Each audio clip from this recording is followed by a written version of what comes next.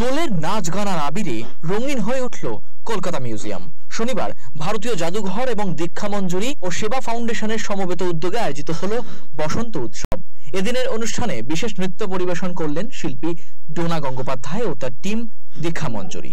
শাস্ত্রীয় সঙ্গীত, বাংলা এবং হিন্দি লোকপ্রিয় গানে রঙের উৎসব উদযাপিত হলো। প্রায় 20 বছর ধরে দোলের আগে এই বসন্ত উৎসব আয়োজিত হতো শিল্পীর বাড়িতেই।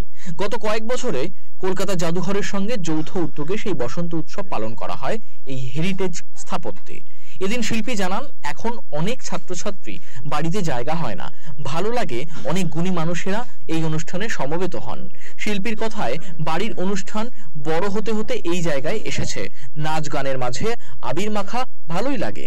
অনেক স্কুল থেকে পড়ুয়ারাও ঘুরতে আসে এখানে, অভিভাবকেরাও যোগ দেন অনুষ্ঠানে। অনেক প্রতিষ্ঠান থেকে নৃত্যশিল্পীরা যোগদান করেন।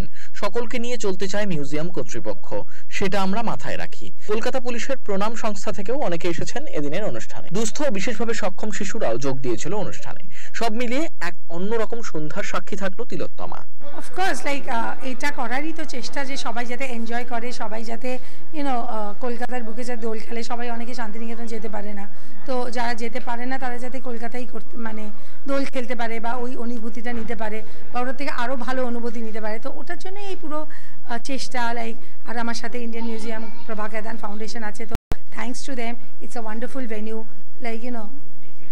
এটা কি সেই ব্যাপারটাই যে শান্তিনিকেতনের সেই ছোঁয়াটা এখানে সম্পূর্ণ? হ্যাঁ, ওইটা শুধু কবিগুরুর। আর এইখানে আমরা সব কিছুই করি। We have Gita Govinda, we have Basanta Pallavi, we have Hindi বইয়ের গান বাজনা দেখলে। তো শুধু দোলটা রবীন্দ্রনাথে সীমিত নয়, অফকোর্স নজরুল গীতিও শুনলে, আমরা আধুনিক শুনলাম, তো সবকিছু মিলিয়ে মিশিয়ে। বেসিক্যালি ইন্ডিয়ান মিউজিয়ামকেও আমরা প্রমোট করতে চাইছি এজ আ কালচারাল স্পেস। আর নানান অর্গানাইজেশনের সাথে কোলাবোরেশনে we are trying to continue our rich heritage. আমাদের কালচার, এটাকে আমাদেরকেই প্রিজার্ভ করতে হবে, প্লাস প্রমোটও করতে হবে। And I think Indian Museum, they can be no better venue than Indian Museum for this. আর কি অনুষ্ঠান এখানটায় মোটামুটি আজকে যেরকম বসন্ত উৎসব দেখলাম, এছাড়া আর কি আছে? এই বসন্ত উৎসব থেকেই শুরু করে এই তো শুরু হলো। এরপর এখন পরপর অনেকগুলো কনসার্টদের সাথে অনেক প্রোগ্রাম আছে, অনেক এক্সিবিশন আসবে।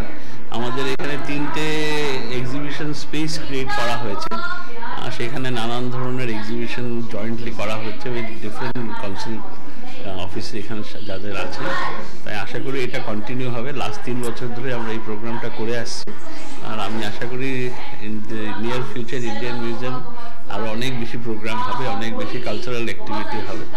অ্যান্ড এই সূত্রে আমার মনে হয় তাতে আমাদের অনেক দর্শকও বাড়বে, যারা ইন্ডিয়ান মিউজিয়াম অনেক সময় এসছেন অবজেক্টস দেখতে, এখন একটা কালচারাল প্রোগ্রামের জন্য আসার একটা ওদের সাথে। Bureau report, channel 10।